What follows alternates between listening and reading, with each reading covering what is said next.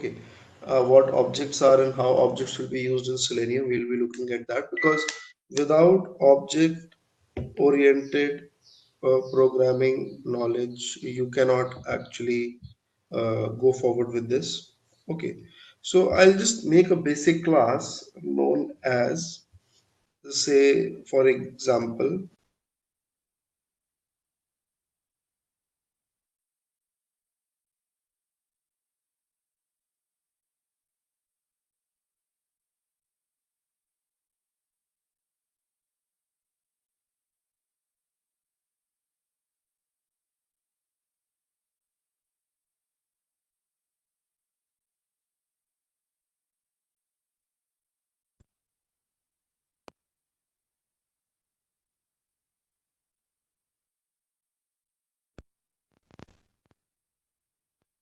create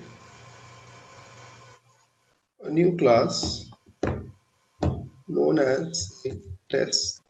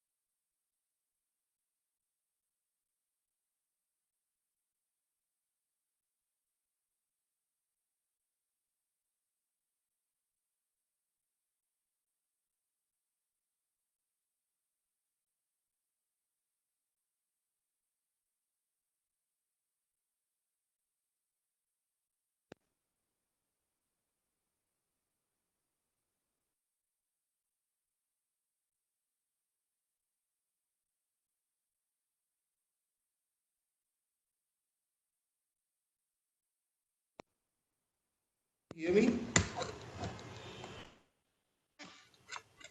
Are you guys hearing me? Right now, I can. It's okay now?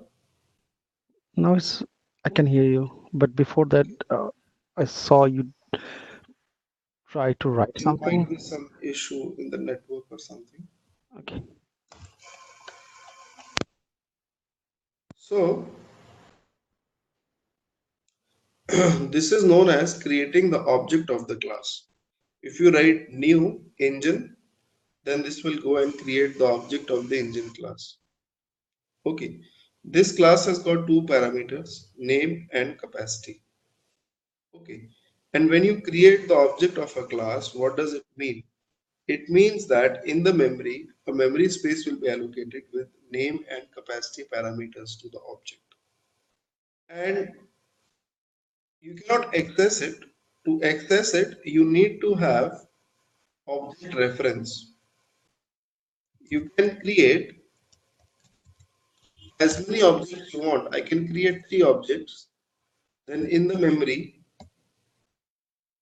3 objects will be allocated memory space, and every object will have name and capacity.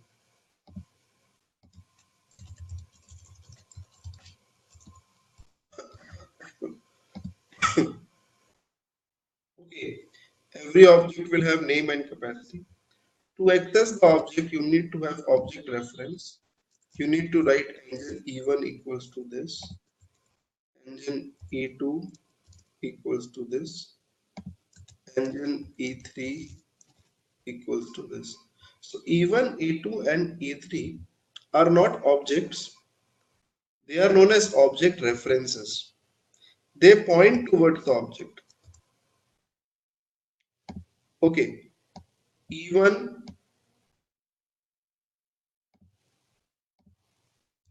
will point here.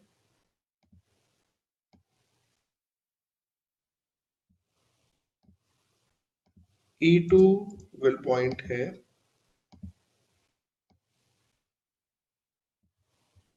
and E3 will point here. So E1, E2 and E3 are object references which are pointing towards the objects. Okay, right. And every object has a name and a capacity.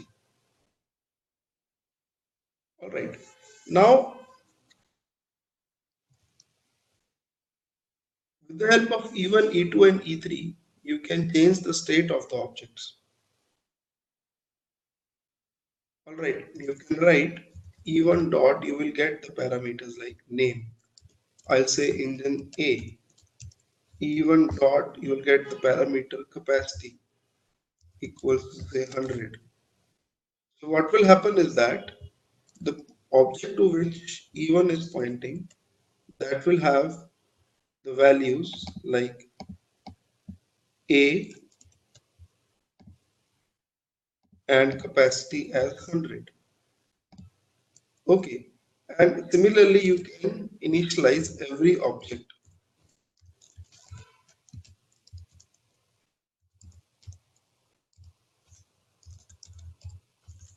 All right.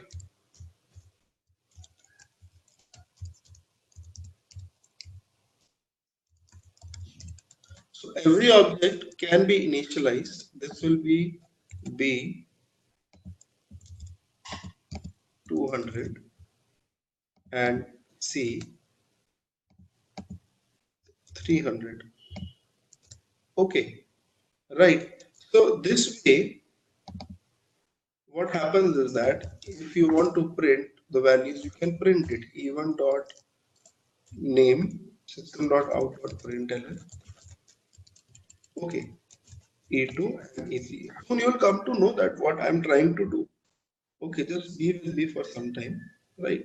So you see that it prints A, B, and C.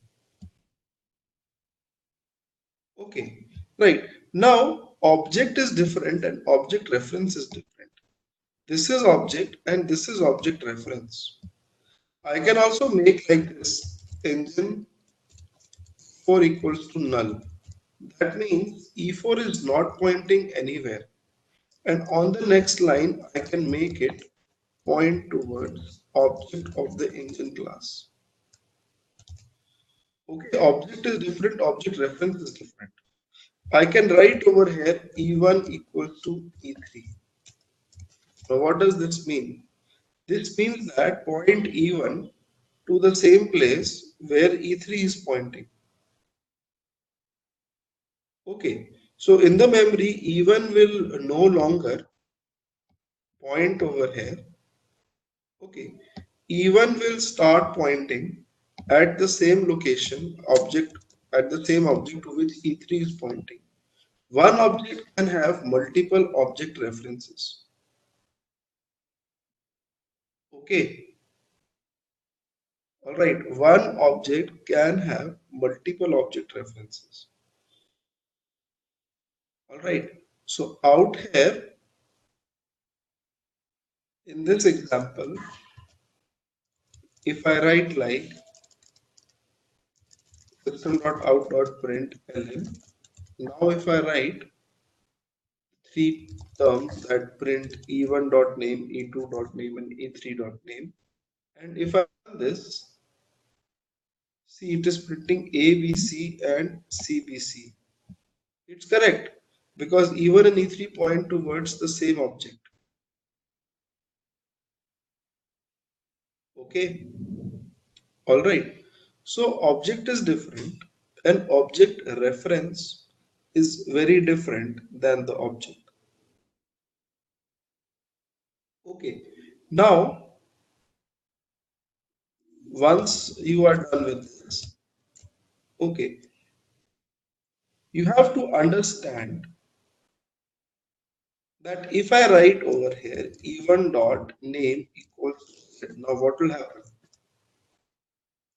E1 was pointing towards E1 was pointing towards this thing, right? So now name will become Z instead of G.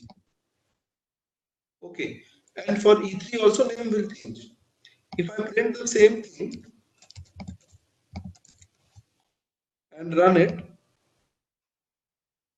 see that Z and Z. So these two things will now print Z because they are pointing towards the same object. Object is different and object reference is different. Okay. In this class, we just have two parameters, name and capacity. But by creating different objects of this class, I can give every object a different state. I can give every object different name and capacity. Okay. Through the help of object references. Alright. Technically, these two parameters are known as non-static global variable. This is a non-static global variable. What is static? I am coming over to that in some time. Okay, if I make a function like this, public void print engine details. Right, so what in this I will just print the name of the engine followed by the capacity plus the concatenator. It will join it will join the variable with the string. Okay, I hope you are aware of this plus operator. Fine. Now print details will is also it's known as a non-static function. It will also be the part of the object. Print details function will be there in every object. Okay. Every object will have this print details function.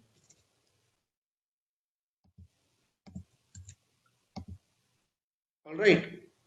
Fine. So if I call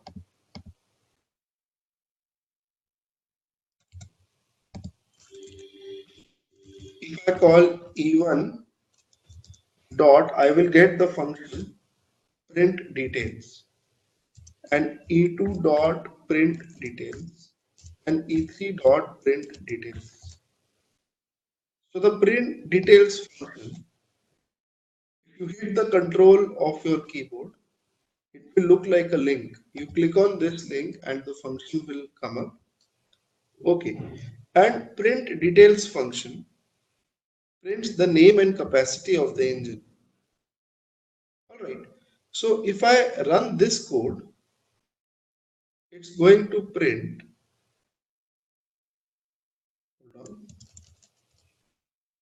E1 dot print detail.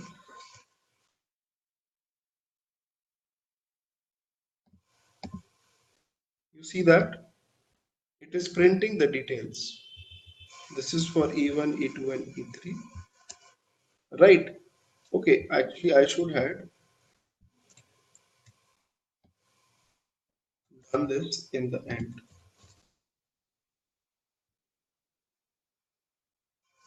All right. Fine. Now, how are these objects used? Okay. Right. What is static? What is non-static? I'm going to cover that now. Okay. Look, non-static is something which is part of the object. And static is something, if I write over here, static string a, hold on, a variable known as a, then this will be an independent variable which will not be the part of an object. Okay, right. For example, if I want to access this, I can directly access it with the class name engine.a. There is no need to access it with the help of the object of the class, right? For example, if the engine class is representing a petrol engine, all right, and I have a variable over here known as type. Okay, then I can write over here e1 dot type is petrol, e2 dot type is petrol, and e3 dot type is petrol. I can put the types E1, E2 and E3 as petrol engines. But it really doesn't make a sense that all the three types are petrol. Okay, that for every object I am initializing the variable to the same value. Okay, so what we do is that we make it static. When we make it static, then the type will be a variable at a common location in the memory, right? And all the objects can access this common location. It is static. It is not the part of the object. To initialize it, you can write over here engine dot type is say petrol. Okay. So static property of a class is something which is common to all the objects, and non-static has to be accessed with the help of objects.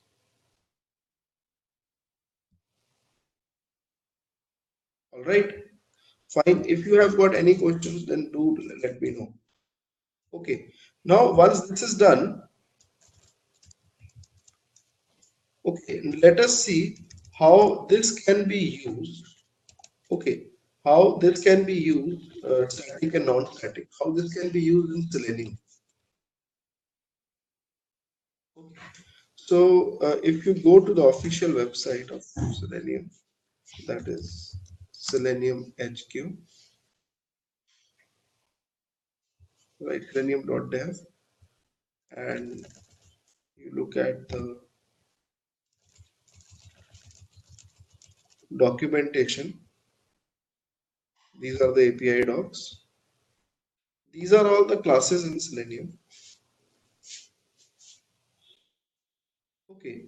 And one of the classes is, you will see on the left side, you will be able to see WebDriver. Okay. You click on it, WebDriver is an interface. All right. And all the other driver classes like Chrome driver, Edge driver, event firing WebDriver, Firefox driver, all these are the implementing classes.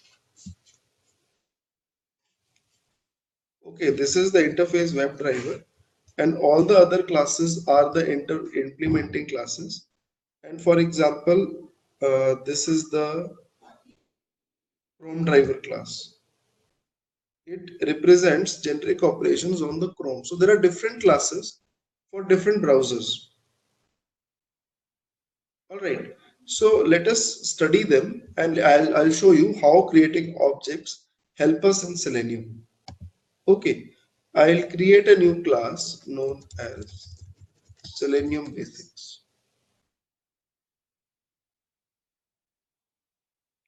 Right. Let us start with this object known as Firefox driver class. It's an internal class. Okay. To work with it, you will have to download Selenium first of all. Okay. And download and configure Selenium in your Eclipse. Look, Selenium is not installed, it is configured. Okay. This is the Java version, and you can click on this download link, and when you click on this, you will get this zip file. You can save this zip file. Okay, and Selenium will, the zip file will be downloaded and you extract it. In my PC, I have kept it over here. Just a minute. This is the latest version. Okay, you will see when you extract it, you will see two jar files over here. This is the main jar file of Selenium. It is not actually required. Okay, what you require is this sources jar file. Okay, sorry, this is required, and I said the other way around. Sources jar file is not required. This jar file contains the source code of Selenium. It's open source. Anybody can read the source code. You don't need it actually. You need this jar file.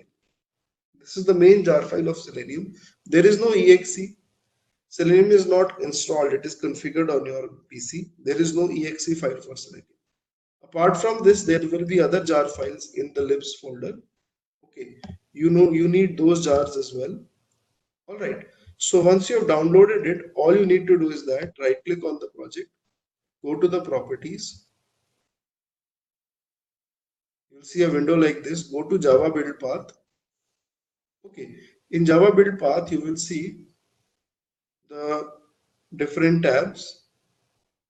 Okay. And under libraries tab, click on add external jars and go to the place where you have downloaded the jars. Select the main jar. Along with it, select all the jars under libs folder. Okay, right. Make sure you take up all the jars under the libs folder. And then under reference library section, there will be a reference library section generated in your project. Under this, you will be seeing all the jar files. If you see these jar files, then that means Selenium is configured. Make sure you are in Java Perspective in Eclipse. Okay, there is a small icon over here, Open Perspective. If you click on it, you have to select the Java default perspective. Then only you will be able to see the reference libraries section. Okay, now if I just create the object of the internal class Firefox driver, okay, and you have to import this driver. Okay, you will show an error. You move the mouse over the error, you get the import statement. Okay, this is one of the classes present inside the jars. Okay, inbuilt class in Selenium. Okay, and when you create the object of that class and run the program, uh, hold on, there is some error in the project.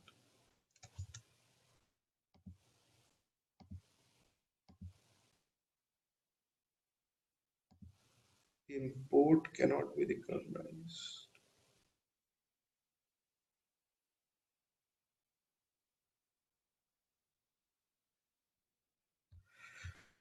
Actually, it's created a module. Just 1 minute. 1 minute, guys.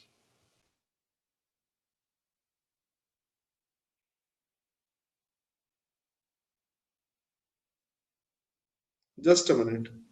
I'll restarting my Eclipse. Just give me some time. I need to restart my Eclipse.